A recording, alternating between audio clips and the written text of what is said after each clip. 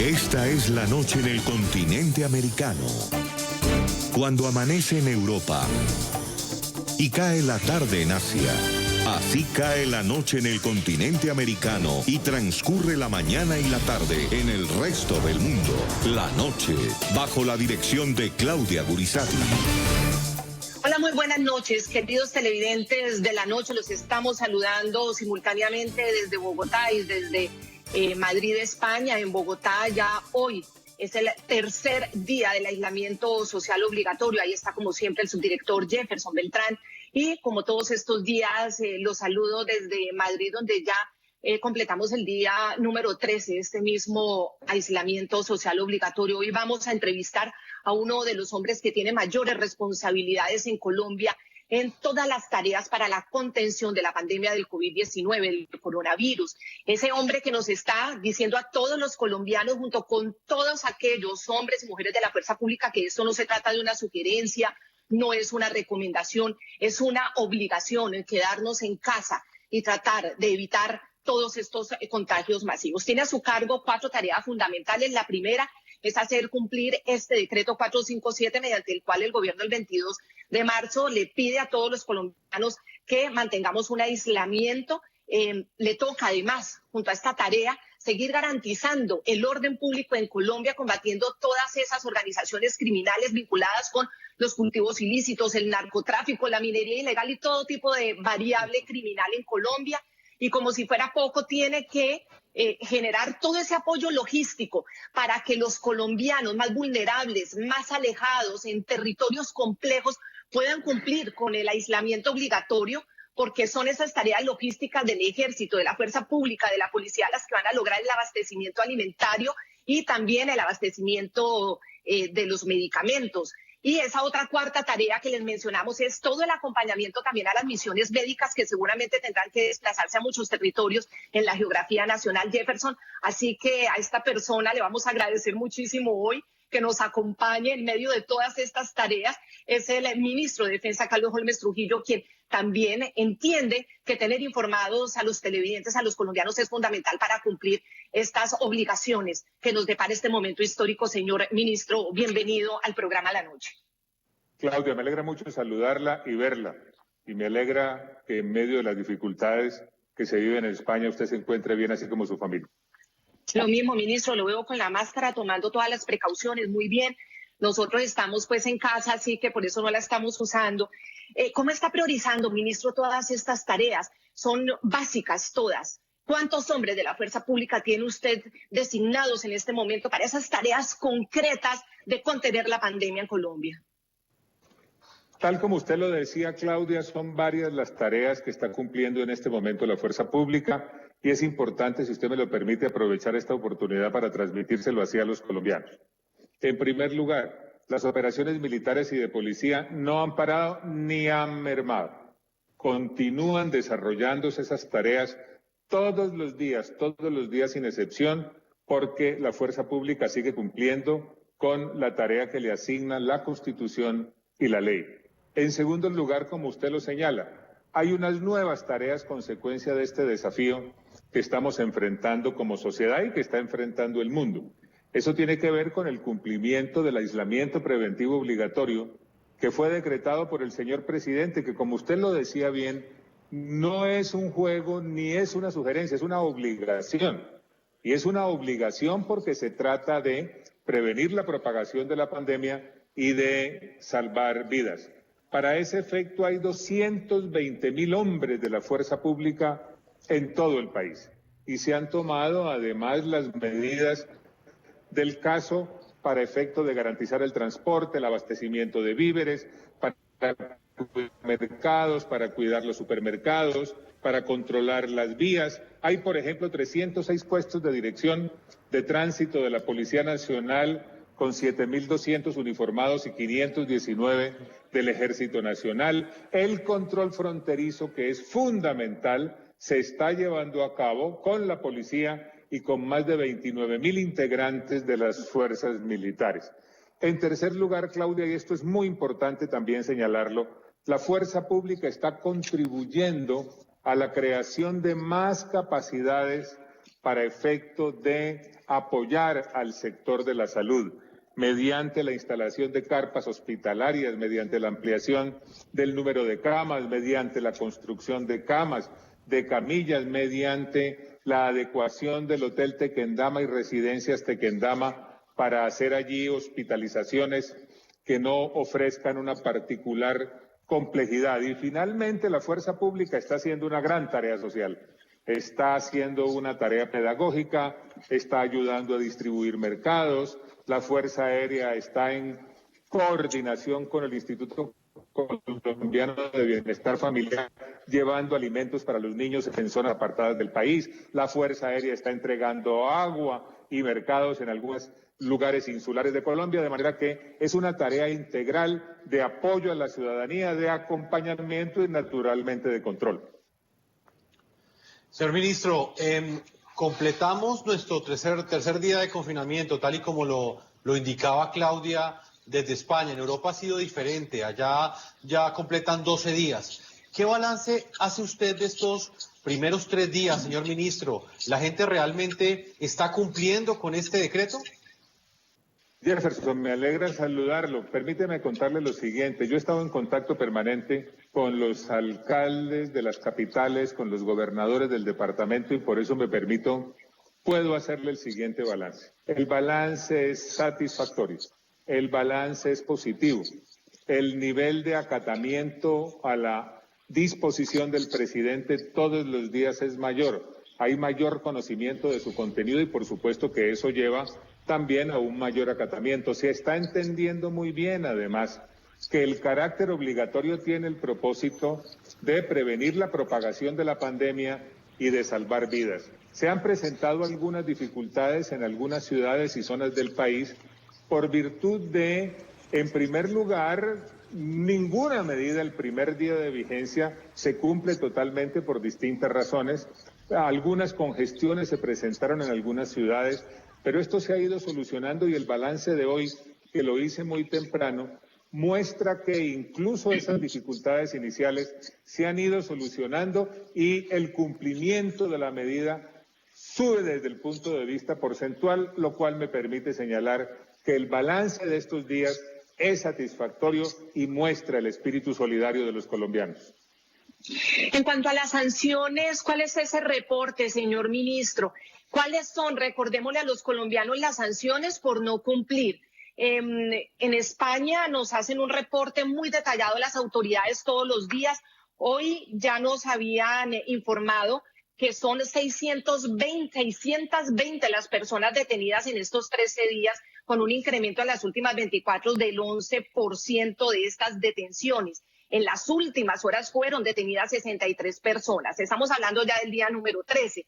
Pero en Colombia, y guardadas todas las diferencias, ¿cómo va este tercer día? Y recordemos en qué consisten esas sanciones, señor ministro. En primer lugar, tenemos los comparendos. Los comparendos tienen un total acumulado hasta este momento de 8.508. Eso tiene que ver con aislamiento obligatorio, toque de queda, total general 8.137, consumo de bebidas alcohólicas 107, restricción a la movilidad 208 y aglomeración de personas 56. Eso en lo que tiene que ver con los comparendos. De otro lado, se viene haciendo una tarea pedagógica muy intensa para indicarle a los ciudadanos que cuando se incurre en violación de esa disposición sanitaria, esa conducta puede llegar a tener connotaciones penales que puede implicar la pérdida de la libertad entre 4 y 8 años, además de la imposición de multas que puede ser hasta de 10.000 salarios diarios mínimos legales. Hay algo que quiero señalarle porque me parece muy positivo desde el punto de vista del comportamiento de los colombianos. En el balance que hice temprano esta mañana, lo que más debo resaltar es que el número de comparendos hoy ha ido bajando, así como el número de personas que se están transportando mediante los sistemas de transporte masivo en varias ciudades. ¿Qué quiere decir eso? Que hay mayor conocimiento de la medida y mayor acatamiento de la medida. Ese es un buen desarrollo. Señor ministro, también en los últimos días fueron dados a conocer una serie de videos de algunos hechos que reportan diferentes comerciantes, amenazas a su seguridad. Me refiero a atracadores, algunos delincuentes que han llegado a saquear supermercados. Frente a ese particular, ¿qué información tiene usted, señor ministro, y cómo van a garantizar también la seguridad de aquellas personas que en este momento salen a trabajar a los supermercados, pero también tienen temor que quizás una horda de atracadores, una horda de saqueadores llegue y les robe sus pertenencias? En primer lugar, se han presentado, como usted lo dice, Jefferson, algunos episodios. Varios de esos episodios fueron intentos. Otros episodios fueron oportunamente controlados por la fuerza pública y unos menos llegaron finalmente a tener lugar. Para ese efecto, ¿qué se ha dispuesto? Cerca de 9.000 policías están en planes específicos de control y vigilancia a establecimientos como supermercados y plazas de mercado. De otro lado, hay 1.016 controles de seguridad en mercados y supermercados. Asimismo, hay más de 300 caravanas de seguridad para garantizar el transporte de alimentos y productos básicos. Con esto lo que le quiero señalar es que hay todo un dispositivo de seguridad y una capacidad de respuesta inmediata cuando quiera que se presenta un intento de esa índole y este es informado a las autoridades, las cuales acuden en defensa de la ciudadanía de manera inmediata.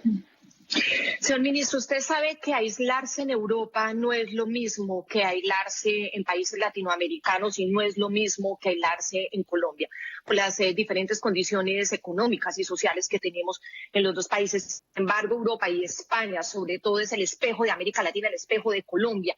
Uno de los grandes desafíos precisamente era mandar a la gente al confinamiento sin hambre y en ello ustedes también van a tener una misión fundamental, acompañando logísticamente todas las determinaciones del gobierno nacional. Ejemplos, el bienestar familiar. Hay programas de los niños de 0 a 5 años que si no van al centro de bienestar familiar se quedan sin esa alimentación. El gobierno ha determinado enviarlos a domicilio. Están los PAE. Recordemos que en Colombia también son centenares las escuelas en veredas alejadas. Los niños tienen que caminar a veces 1 o 2 horas para llegar. Si estas entregas de estos mercados del PAE, responderle a los PAEs, lo tienen que hacer las autoridades locales, obviamente, pero pues muchos territorios son difíciles, no solamente por el orden público, sino también porque son de difícil acceso. En esos puntos concretos, ministro, ¿cómo está haciendo el acompañamiento del ejército y de la fuerza pública en general para cumplirle a esos colombianos que mientras estén en el aislamiento no van a perder todos esos beneficios, sobre todo nutricionales? Claudia, ¿qué ha venido haciendo el presidente Duque? El presidente Duque ha venido tomando las medidas necesarias, una de ellas fundamental y desafiante para nosotros y para cualquier sociedad, la del aislamiento preventivo obligatorio para prevenir la propagación de la pandemia y para salvar vidas. Pero de igual manera, en esa disposición estableció unas excepciones para que los ciudadanos puedan acudir a satisfacer las necesidades urgentes básicas, alimentos, medicinas, citas médicas, servicios financieros, etcétera, etcétera, etcétera. De otro lado, han dispuesto una ayuda adicional para los colombianos que ya son beneficiarios de algún programa en Familias en Acción o Jóvenes en Acción o el programa del adulto mayor. De otro lado, lo que ha dispuesto el presidente son 1 millón de mercados que, y aquí viene el papel de la fuerza pública va a ayudar a entregar en los distintos sitios y de conformidad con los beneficiarios identificados. Asimismo, es importante señalar que los miembros de la fuerza pública ya están cooperando en esa tarea en acción coordinada con las autoridades regionales y locales. Es decir, es una política integral en medio de las dificultades que atiende las necesidades permanentes que debe atender la fuerza pública, las nuevas necesidades de las cuales tiene que hacerse cargo, programas sociales y, naturalmente, una acción de la fuerza pública para contribuir a que las familias más necesitadas reciban los apoyos necesarios. Señor ministro de Defensa, ¿de qué magnitud es el reto en términos de defensa cuando escuchamos denuncias de la ciudadanía donde ellos indican que hay grupos criminales que continúan generando amenazas? Le pongo ejemplos. por ejemplo, las disidencias de las FARC. ¿Qué está sucediendo, por ejemplo, con el asesinato a líderes sociales en este momento? ¿Cuáles son los reportes que usted ha recibido sobre la forma como estas organizaciones delincuenciales se están comportando en medio de esta pandemia? Los criminales son criminales, siguen actuando y la fuerza pública sigue enfrentándolos. Se presentaron hostigamientos a estaciones de policía en el Cauca, se presentaron contactos también en el Cauca con esas organizaciones criminales, con el GAO residual. Ha tenido también combates la fuerza pública con esos grupos criminales en otras zonas de Colombia. En resumen, entonces, debo decirle lo siguiente. La fuerza pública continúa actuando. Las operaciones continúan teniendo lugar. Ha habido, entre otras cosas, muy importantes resultados operativos. Y de esta manera, le reitero que la fuerza pública no ha parado en sus operaciones, ni éstas han mermado, porque los criminales siguen actuando. Señor ministro, insisto en cuáles son las políticas del gobierno en medio de esta situación extrema de protección a los líderes sociales. Hay quienes están señalando que al tenerlos aislados, los criminales tienen identificadas sus viviendas y pueden ir a buscarlos, como pasó con estos líderes del pueblo en Verachami, en el Valle del Cauca, asesinados justo ese fin de semana de aislamiento obligatorio. ¿Qué alternativas se les está ofreciendo a esos líderes sociales amenazados para que no se queden aislados en sus casas con sus familias, sino que puedan cumplir este aislamiento en otras condiciones? Por ejemplo, llevándolos a batallones o generándoles algún tipo de protección más concreta. ¿Cuál es el plan del Ministerio de Defensa en este sentido? El Ministerio del Interior y el Gobierno Nacional como tal tienen definido un plan de protección para los líderes sociales y no se ha descuidado esa tarea que es fundamental para garantizar la vida de los líderes y, por supuesto, de los colombianos. La señora ministra del Interior está permanentemente atenta a la evolución de los acontecimientos y, por supuesto, el Ministerio de Defensa está a disposición de todas las medidas adicionales que se tomen para efecto de garantizar la vida de nuestros líderes sociales. Señor ministro, hay otra preocupación en Colombia y tiene que ver con el foco migratorio. El presidente, pues Iván Duque, claramente cerró las fronteras, pero pues es incierta la situación de lo que está sucediendo en esos pasos ilegales. Los pasos fronterizos legales están cerrados, pero hay una porosa frontera entre norte de Santander y Venezuela. Específicamente en ese lugar, ¿cómo están controlando ustedes el paso de migrantes, que es otra de las estrategias que ha implementado el gobierno, pues también para impedir que ese foco de contagio se amplíe? Se está haciendo un gran esfuerzo de control en las fronteras por obvias razones. Y permítame señalarle que para ese efecto hay más de 29.000 integrantes de las fuerzas militares apostados no solamente en los pasos formales, sino en las llamadas trochas o pasos informales para garantizar el control de los pasos fronterizos. En eso se va a continuar y se está haciendo de igual manera también en la frontera con Ecuador, en la frontera con Brasil y en la frontera con Panamá.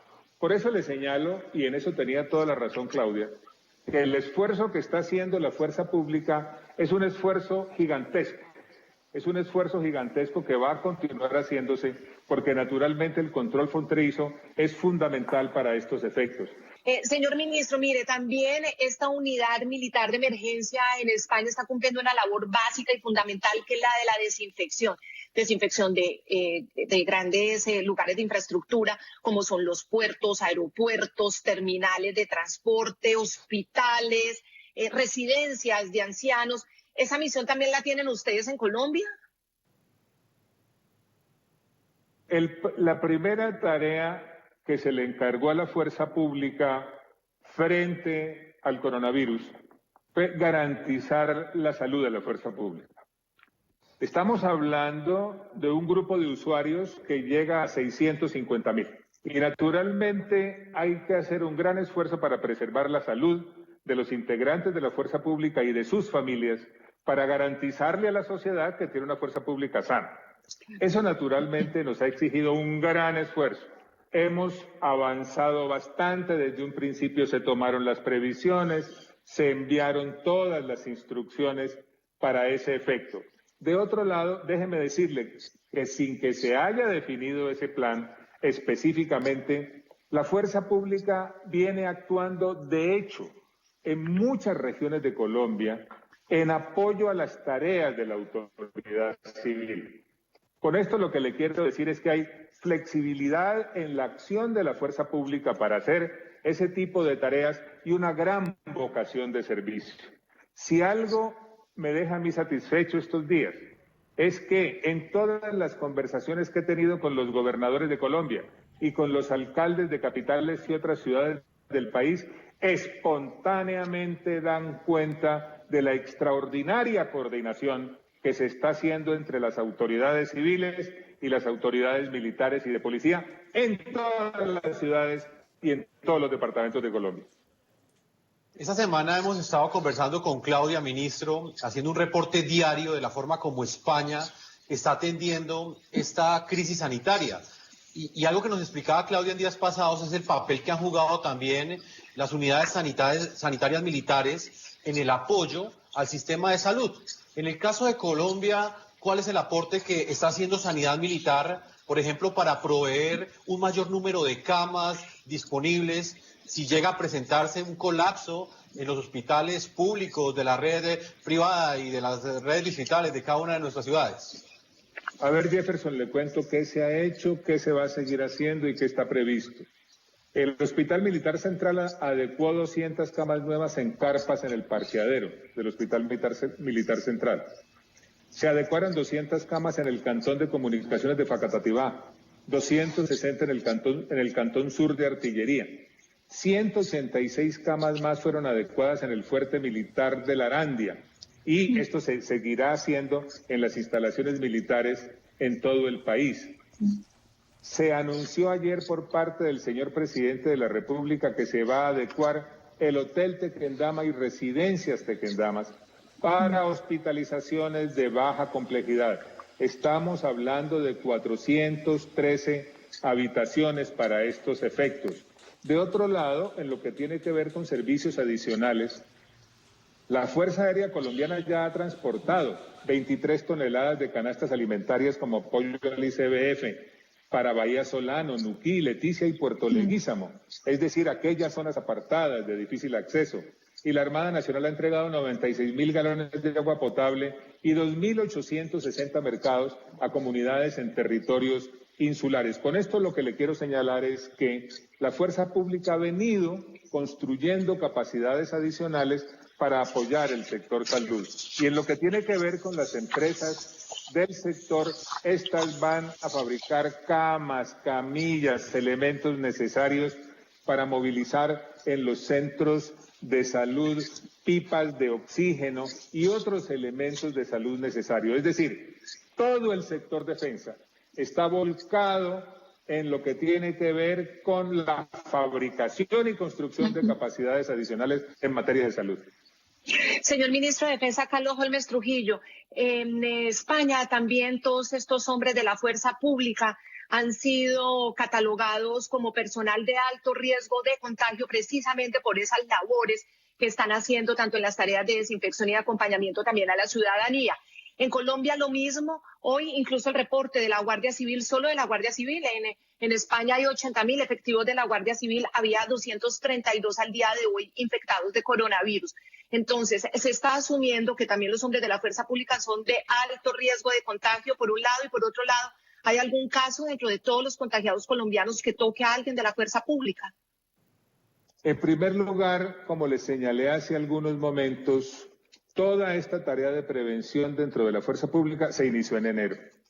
Empezaron a transmitirse las informaciones, a cumplir con protocolos que empezaban a elaborarse, a distribuir elementos básicos de seguridad y de cuidado en estas circunstancias. Y la primera línea de acción de la fuerza pública es garantizar el estado de salud en buenas condiciones de nuestra fuerza para efecto de que la fuerza pública como un todo pueda servirle a los colombianos cumpliendo las funciones que tiene. En segundo lugar, esto se ha venido incrementando a lo largo de los días.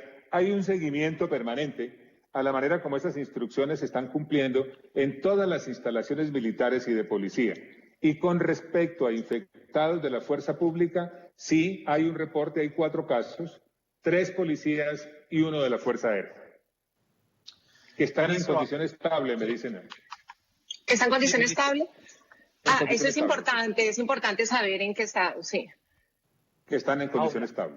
Ahora, ministro, a los integrantes de la fuerza pública también le están haciendo test masivos. ¿Cómo están controlando que ellos realmente estén protegidos, pero que al mismo tiempo pues no terminen también convertidos de manera involuntaria en un foco de contagio, teniendo en cuenta que ellos son los que están en las calles, están teniendo contacto directo con la gente? ¿Cómo los estamos protegiendo a ellos?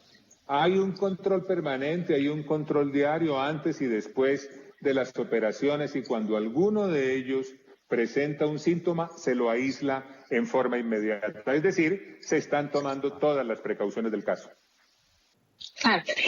Ministro, en cuanto a los otros temas que no se detienen en medio de todas estas intentos para prevenir que la pandemia del coronavirus llegue de una forma tan radical a Colombia como ya ha pasado en Europa, pues siguen sucediendo otras cosas, y una de las noticias tiene que ver con la incautación por parte de la policía de 26 fusiles de asalto que eran transportados entre Barranquilla y Santa Marta, pero no solamente esos 26 fusiles, sino también 37 visores nocturnos, 30 miras láser, eran armas demasiado sofisticadas. ¿Qué información a esta hora diferente tienen ustedes? Porque empiezan todas las especulaciones sobre todo ese arsenal, para qué estaba siendo dispuesto.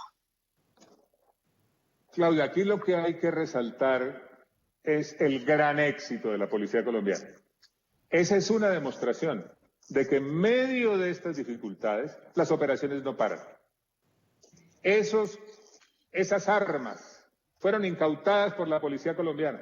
La operación fue de la policía colombiana.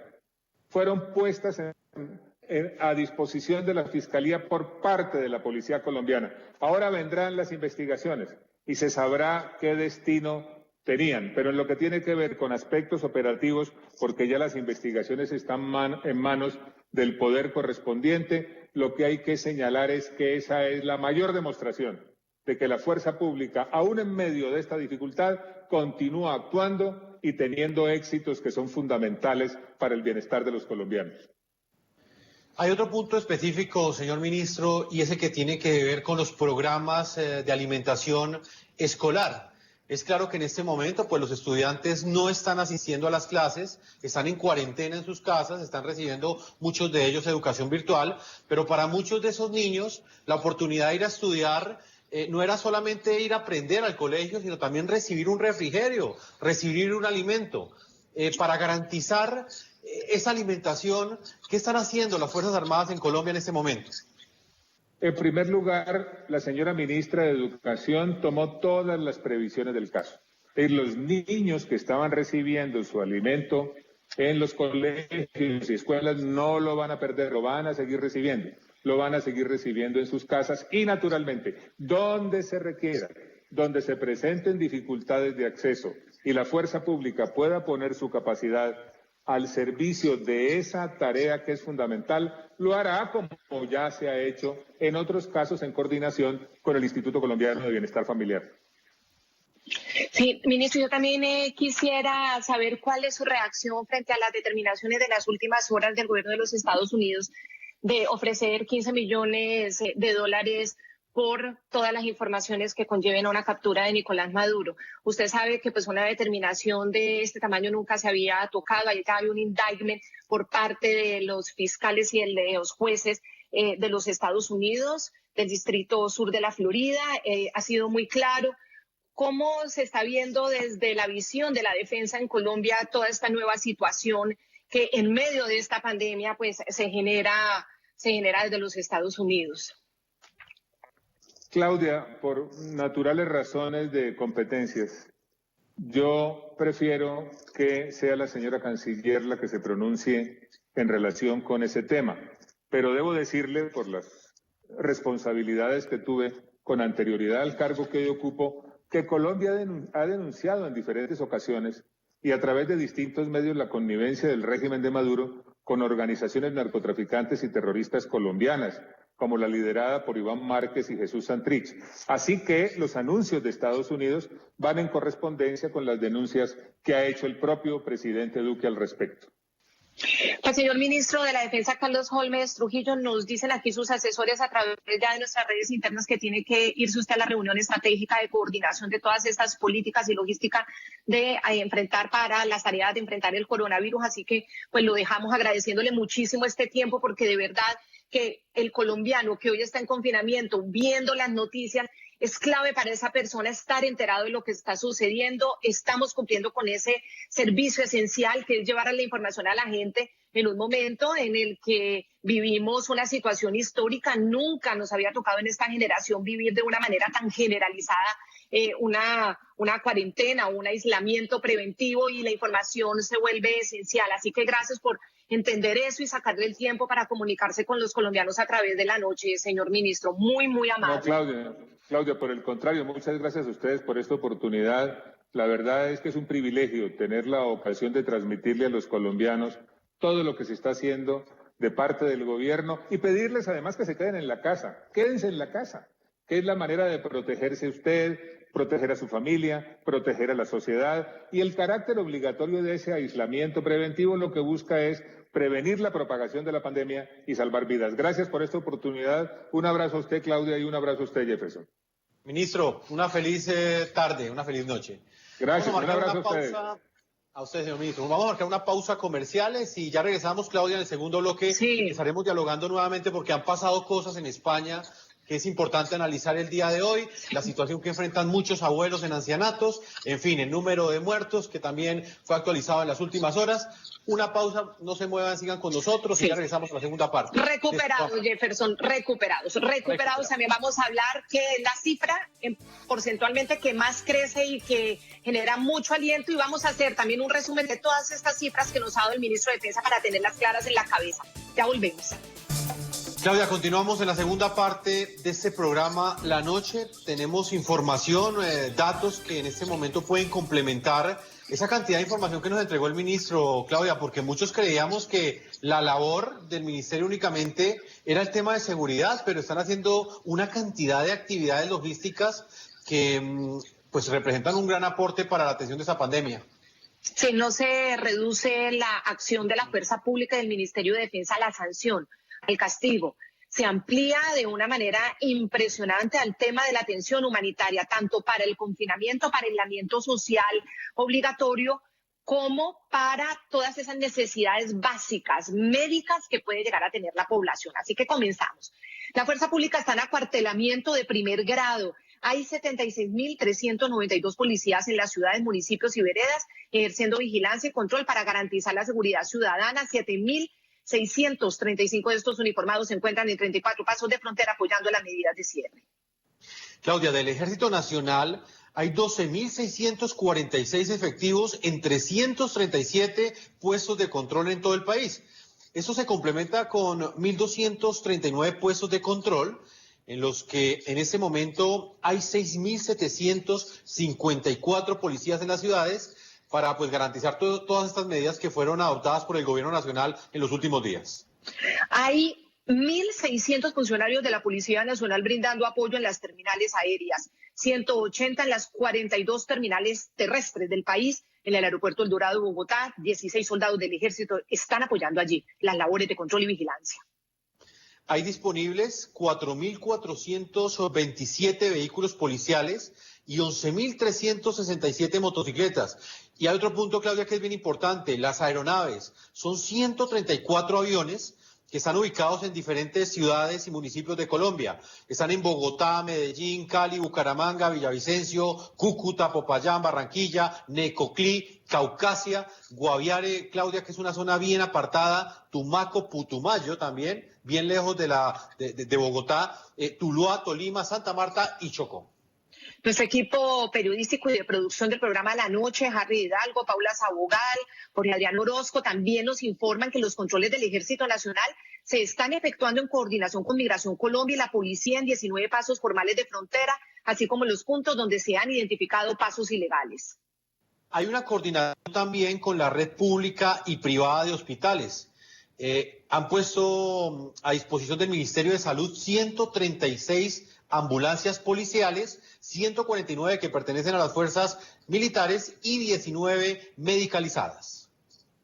La Armada Nacional continúa el control sobre los ríos fronterizos por medio de la Infantería de Marina en 6 de los puertos. Es apoyada por la Policía Nacional con 263 funcionarios. Claudia, cerca de 29.000 integrantes de las fuerzas militares en este momento están vigilando los puestos fronterizos, esas trochas ilegales que se encuentran con Venezuela, con Ecuador, inclusive con Perú. Cerca de 9.000 policías están en planes específicos de control y vigilancia de establecimientos como hospitales, supermercados, terminales de transporte, plazas de mercado, aeropuertos y entidades financieras. Sanidad Militar amplió su atención en Bogotá a los pacientes del subsistema de salud de las fuerzas militares al adecuar 200 camas para pacientes en el Hospital Militar Central, otras 200 en el Cantón de Comunicaciones de Facatativá y 260 más en el Cantón de Artillería. En el nivel regional se ha dispuesto la adecuación de 1.800 camas para aislamiento.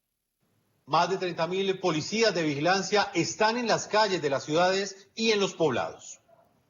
Se han ubicado 306 puestos de control en las principales vías del país, en los que participan 7.000 uniformados de la Dirección de Tránsito de la Policía Nacional, así como 519 puestos de control del Ejército, con más de 13.000 efectivos. Han ejecutado 700 actividades de verificación en hoteles y zonas de afluencia turística para confirmar que se estén acatando estas restricciones. Indumil y Cotecmar apoyarán la contingencia del COVID-19 con la elaboración de camas que servirán como mobiliarios en los hospitales. Recordemos que Cotecmar es también los astilleros de las naves que están en los ríos de Colombia. Y finalmente, Claudia, unas imágenes que tenemos en pantalla, cómo la policía está elaborando tapabocas para los uniformados y el ejército también en este momento en sus fábricas de uniformes militares están utilizando toda esta infraestructura para los tapabocas. Así es que, Claudia, estas cifras son bastante importantes. Yo creo que hablemos ahora de España, Claudia, para que el tiempo nos rinda un poco más. Quiero saber, Claudia, no quiero perder tu presencia en el programa, que nos cuentes el tema de los recuperados, Claudia. Es una cifra que genera mucho optimismo en un momento en el que España no alcanza el pico de esta pandemia. No lo alcanza y todavía faltan varios días para que logremos el pico de contagios y por ende empieza a reducirse también el número de personas tristemente fallecidas, pero recordemos que el pico hospitalario se va a tomar 15 días más después de que se alcancen esos picos en el contagio de la pandemia. Por eso arrancamos con la cifra alentadora, es el crecimiento porcentual más alto de todas las cifras, por eso es importante, más alto que los contagios, más altos que los fallecimientos, más altos que las necesidades de UCI, es la situación de los pacientes que ya se recuperaron y están siendo dados de alta de los hospitales y están yéndose ya recuperados para sus casas. Ese 33% más, como le decía, 9.357 pacientes hoy ya están recuperados después de haber sido confirmados COVID-19, ya superaron esta enfermedad. Sin embargo, como decimos, el pico no se logra y el crecimiento de los contagios fue del 14% con 64.059 nuevos contagiados. Estamos hablando que en solo 24 horas fueron más de 7.871. Las muertes se incrementaron en 4.858 personas. Decimos que muy tristemente seguimos viendo cómo muchos ancianos siguen muriendo en esos centros hospitalarios, en esas UCI, en las UCI. Hay en este momento 4.165 personas, en total los hospitalizados son 36.000. Hay otro dato que es preocupante y es el contagio en los equipos médicos, entre médicos auxiliares, enfermeros, enfermeras, todo tipo de persona que tiene que ver con la atención de salud de un paciente hospitalizado. Son 9.444 personas del equipo médico las que hoy están contagiadas.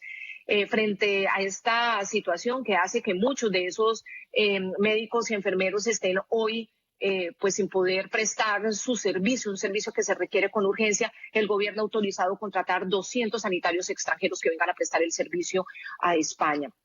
Así que, bueno, seguimos contando estas cifras y pues haciendo énfasis en las más alentadoras como es la recuperación de los pacientes del coronavirus.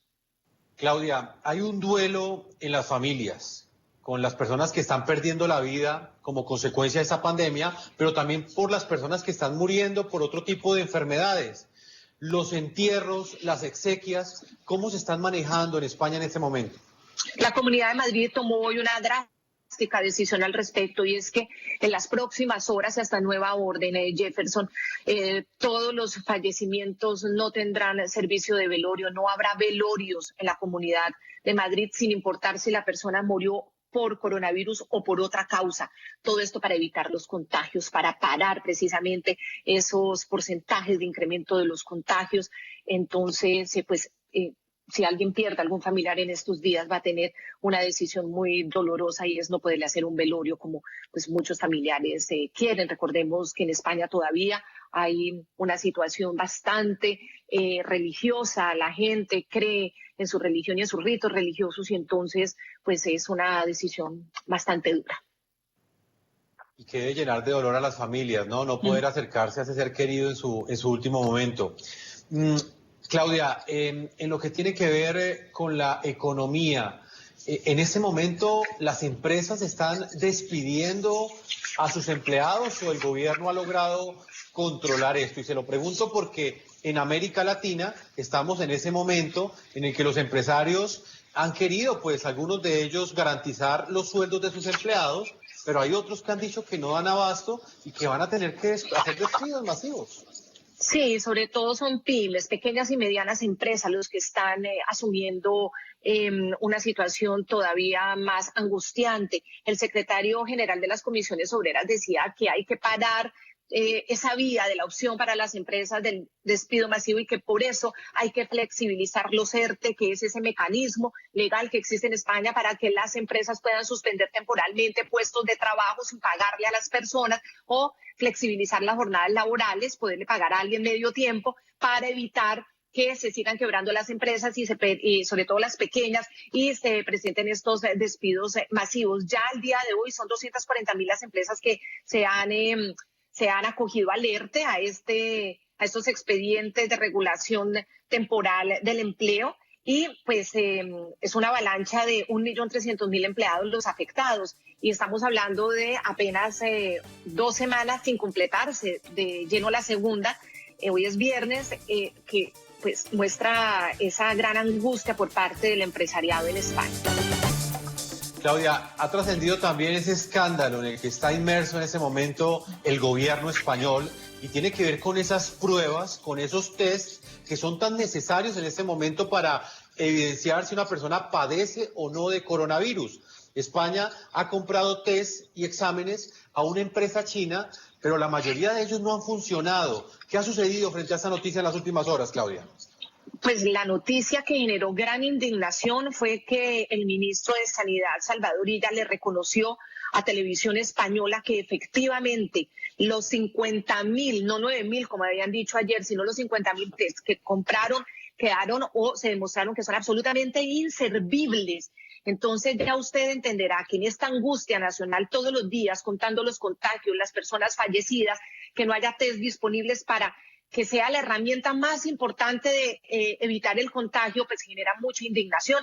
La gente no se explica, y la comunidad científica y médica no se explica cómo el gobierno nacional pudo cometer semejante error de haber conseguido estos test. El gobierno se ha explicado y argumentado que el mundo en este momento está loco, el mercado de esos test y de esas pruebas ese mercado está absolutamente enloquecido, porque todos los países se están requiriendo y que hay una guerra de proveedores. Entonces el gobierno de alguna manera se explica. Entendemos que no ha sido fácil para ningún gobierno, pero las repercusiones de esto es retrasar aún más la práctica de las pruebas rápidas para poder aislar rápidamente a las personas que tengan el contagio. Ya se les dice que son los test piratas, y le comienzan a llamar los periodistas a estas pruebas.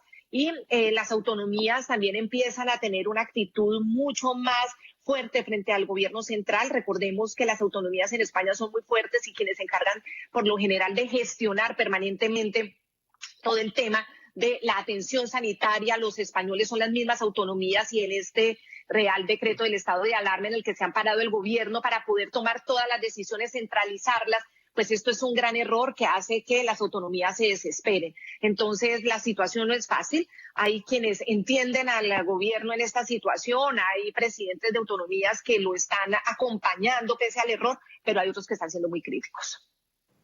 Pues Claudia, lastimosamente, pues el tiempo se nos ha agotado. Hemos tenido hoy un gran programa, Claudia, un reporte desde la voz de uno de los protagonistas de la noticia, el ministro de Defensa de Colombia, y por el otro lado, esa información que nos estás actualizando diariamente de uno de los países que se ha convertido en uno de los principales focos de esta pandemia, del COVID-19. Claudia, muchas gracias. Feliz noche, Jefferson, a todo el equipo del programa La Noche. Las circunstancias con las que estamos trabajando no son fáciles y para los periodistas tampoco son fáciles. Hemos tenido sustos. Recordemos que hemos tenido compañeros a los que se les ha hecho la prueba del coronavirus. Por ahora, gracias a Dios, han salido negativas. Así que también le mando un abrazo a nuestra productora Jenny Lizarazo y también a nuestro editor Gabriel González por todo el apoyo que están haciendo, a todo el equipo en el máster, ahí en NTN 24, a todo el equipo de producción que no han parado para poder llevar este servicio esencial que seguiremos cumpliéndole tanto a los colombianos como a los televidentes en todo el continente. Gracias, Claudia.